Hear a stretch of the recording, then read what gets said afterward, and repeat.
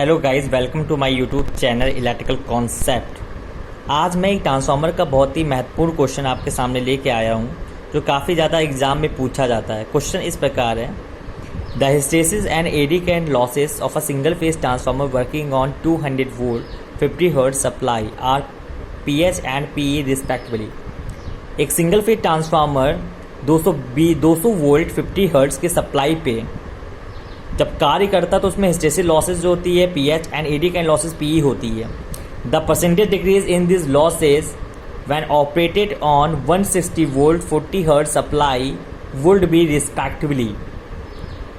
जब इस single phase transformer को 160 वोल्ट 40 हर्ट्ज की फ्रिक्वेंसी की सप्लाई पर ऑपरेट किया जाता है, ठीक है, तब इन दोनों लॉसेस में परसेंटेज डिक्रीज होगी।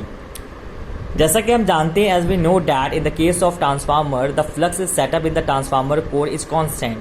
हम जानते हैं कि ट्रांसफार्मर के कोर में जो फ्लक्स सेटअप होता है वो नो लोड से फुल लोड तक आपको कांस्टेंट मिलता है। If φm is constant then Bmax is also constant in both cases. That's why eddy current and hysteresis losses are not depend on voltage. यही कारण है कि eddy current losses hysteresis losses जो होती है ये वोल्टेज पे डिपेंड नहीं करती है, ठीक है।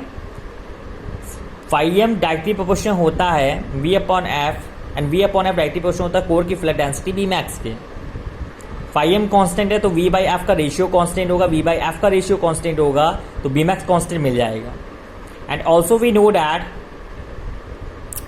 PE जो आपकी एडी करंट लॉसेस होती है ये बराबर होती है KE Bmax का स्क्वायर F का स्क्वायर T का square V, where Bmax maximum core flux density of the core, F supply frequency, T thickness of lamination, V volume of core.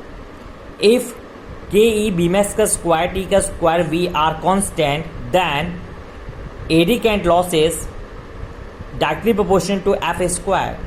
Proportional का साइन हटाएंगे तो यहाँ पे एक कांस्टेंट आ जाएगा A।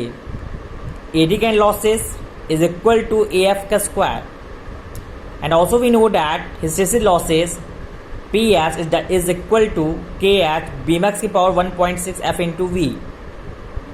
If KH into Bmax की power 1.6 into V are constant, then hysteresis losses directly proportional to AF।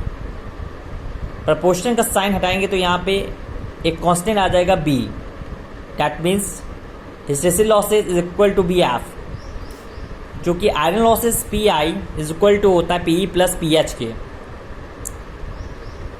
PE आपको मिला है AF स्क्वायर, PH आपको मिला है BF, दोनों की वैल्यू को इस इक्वेशन में आप पुट कर लोगे तो आपको आयरन लॉसेस मिल जाएगी AF का स्क्वायर प्लस BF के। आयरन या कोर लॉसेस अगर मैं फर्स्ट केस में देखूं, ठीक है, पहले केस में फ्रिक्वेंसी थी 50 हर्ट्ज तो मैंने यहाँ पे F की जगह पे 50 पुट कर दिया। आपको एडी करंट लॉसेस मिल गई 2500 A और आपको हिस्टेरिसिस लॉसेस मिल गई 50 B 50 हर्ट्ज की फ्रिक्वेंसी पे पहले केस पे।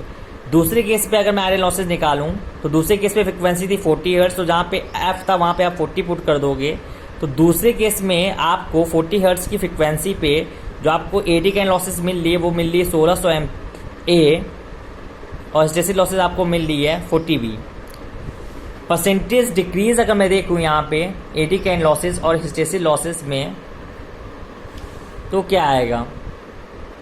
पहले केस में एडी करंट लॉसेस आपको मिल रही थी 2500 A, दूसरे केस में मिल रही है 1600 A। परसेंटेज कितना डिक्रीज हो रहा है यहाँ पे अगर मैं देखूं, पहले 2500 A मिल रही थी आपको, एडी करंट लॉसेस आप 1600 A मिल रही है, 900 कम मिल रहा है पहले की कंपेरिजन में। तो एडी करंट लॉसेज में अगर परसेंटेज डिक्रीज में देखो तो 2500 माइनस 1600 इंटू A अपॉन में 2500 A इंटू 100, तो यहाँ से आपको क्या मिल गया 36%।